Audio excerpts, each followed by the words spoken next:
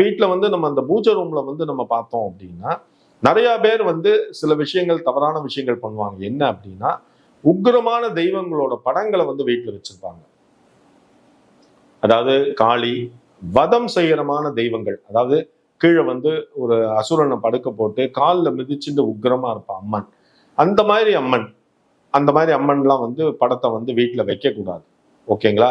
காளி படம்லாம் வீட்டுல இருக்கக்கூடாது. ரெண்டாவது வந்து என்னன்னு பார்த்தோம் அப்படின்னா, ஐயப்பனோட படம், அதாவது புலி மேல உட்கார்ந்து இருக்கிற ஐயப்பன் படம், அந்த மாதிரி படமும் வந்து வீட்டுல இருக்கக்கூடாது. ஏன் வந்து இந்த மாதிரி உக்கிரமான தெய்வங்கள் வீட்டுல இருக்கக்கூடாது அப்படின்னா, வீட்டுல இருக்கக்கூடிய தெய்வம் நம்ம பார்த்தோம் அப்படின்னா, சிவன் பார்வதி படத்தை தாராளமா வைக்கலாம், தவறு கிடையாது. அதே மாதிரி ஆஞ்சநேயர் படம் கூட பாத்தீங்கன்னா, சஞ்சீவி மலையை தூக்கிட்டு போற மாதிரி ஆஞ்சநேயர் படம் வந்து வீட்டுல இருக்கக்கூடாது. ஆஞ்சநேயர் வந்து இப்படி கையெடுத்து கும்பிடுற மாதிரி இருக்கும், அந்த மாதிரி படம் வீட்டுல இருக்கும். அந்த மாதிரி படம் வீட்டுல இருக்கு அப்படின்னா, ஆஞ்சநேயரோட வாளுங்கிறது வந்து பாத்தீங்கன்னா இப்படி வந்திருக்கும்.